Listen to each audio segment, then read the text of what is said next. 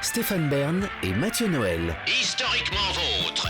Historiquement vôtre, l'émission qui aime aussi dans cette dernière demi-heure remonter aux origines de notre quotidien. Et notre quotidien, c'est le tire-bouchon. Surtout quand les beaux jours arrivent, on organise un petit pique-nique, il ne faut surtout pas l'oublier. Tout à fait. C'est vrai que le tire-bouchon, on ne prend conscience que c'est super comme objet que quand on n'en a pas.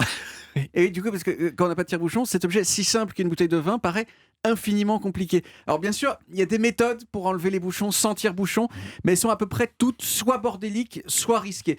Vous pouvez utiliser un briquet pour chauffer le goulot de la bouteille juste en dessous du bouchon, et là, l'air chaud à l'intérieur, il va gonfler, ce qui va pousser le bouchon qui va finir par sortir. Mais bon, chauffer au briquet une bouteille de Pétrus, je parle sous votre contrôle, Olivier, c'est pas super recommandé.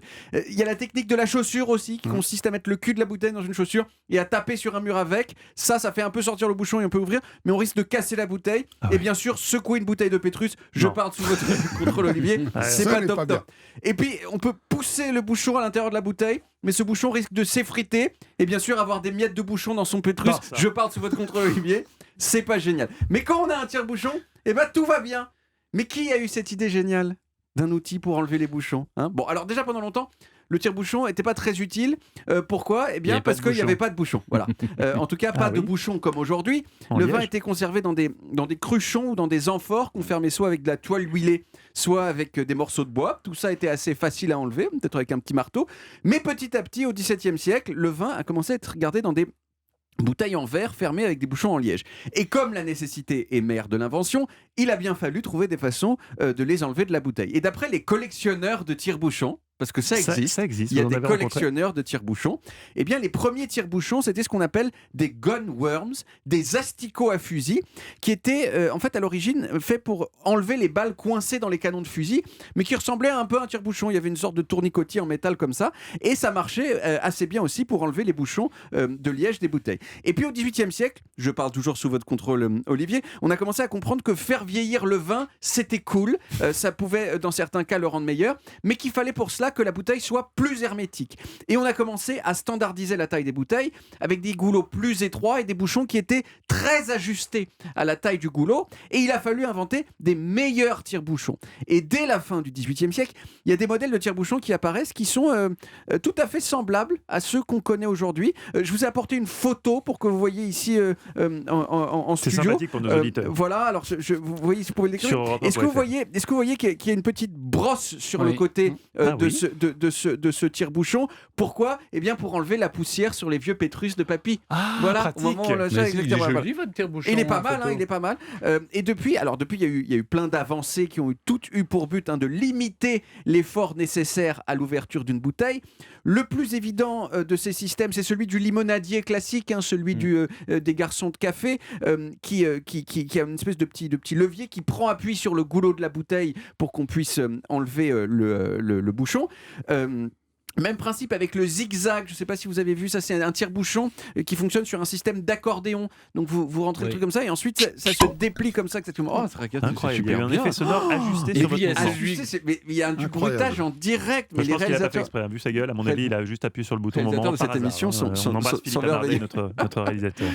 Même principe enfin avec le tire-bouchon dit De Gaulle, vous savez, celui qui lève les bras, qui c'est quand même tellement brillant au niveau de l'ingénierie, ça. Et depuis quelques années, il n'y a même plus d'efforts à faire puisqu'il y a des tire-bouchons qui sont électriques. Et c'est un exemplaire de ces tire-bouchons électriques que j'ai amené ici. Alors, ils ont une caractéristique, ces tire-bouchons électriques, vous voyez, ils font un petit peu de bruit comme ça, c'est qu'ils émettent, quand on les actionne, une lumière bleue dégueulasse qui évoque une Clio tunée dans les Hauts-de-France. Vous voyez, c'est vraiment moche. Et puis, alors, ça a beau être pratique, mais il y a quand même ce petit truc, ouvrir une bouteille de Pétrus avec ça. Non, ça, c'est pas possible. Vous voyez, c'est-à-dire on est dans la solennité. Oh là là, ça fait 4 générations qu'on a gardé la bouteille et vous voyez, ça va pas avec. Ça va pas avec. Voilà. Mais alors, du coup, de la même façon, me le passez votre tire-bouchon parce que je vais quand même en servir. Tout à fait. On va voir si ça marche déjà. On va voir. Vous êtes prêts ? Alors, peut-être près du micro, peut-être pour que ça fasse le petit bruit qui va avec. Donc, je me saisis d'une bouteille. Je vais dans un instant vous dire de quoi il s'agit parce qu'elle est en relation complète avec l'émission du jour. Et donc là. Oh. C'est dans le bon sens ? Non, voilà, c'est dans le mauvais sens. Il y a deux bouts. Il y a deux bouts, est-ce qu'ensuite on peut extraire... Oh, comme ça marche bien. Voilà. Le bouchon est légèrement cassé, mais il sort. Le matériel qui marche. On peut en profiter peut-être pour passer un petit message à Château Pétrus s'ils veulent nous envoyer des bouteilles. Ce sera toujours mieux. C'est une Pour qu'on 6 fois. teste le tire-bouchon. J'ai quand même cité 6 fois le nom de Pétrus. Oui, je pense que ça vaut pas une petite la famille Mouex, je pense, faudrait qu'on s'engage à la boire ensemble, hein, bien sûr. Donc ça marche bien cette évolution Ça marche super bien. moderne Et du vous voyez tire-bouchon. qu'il y a une marche arrière sur le tire-bouchon qui fait qu'on peut ensuite extraire le bouchon sans ressortir. effort non Ouais. plus. Ah oui. On a vraiment C'est beaucoup formidable. évolué. Ça, quoi. c'est une Bah ouais. révolution. Bah ouais. C'est Peugeot qui fait ça, non? Comment? C'est Peugeot qui fait ça? Ah, Peugeot fait ça aussi, mais là je pense que c'est une marque chinoise. Mais, Oui, c'est ça. Oui, Ah, mais vous avez raison de citer des marques, on n'est plus à ça près. Ouais, Bah non, mais surtout on a plein de pubs. Hein. Et Oui, alors, c'est en rapport avec notre émission, les amis, moi, je vous ai donc apporté une bouteille de vin rouge, qui d'abord est un vin de la Méditerranée, puisqu'on était évidemment Sur la Côte sur d'Azur la Côte aujourd'hui. d'Azur, mais plus fort encore. Donc, il s'agit du château Malherbe.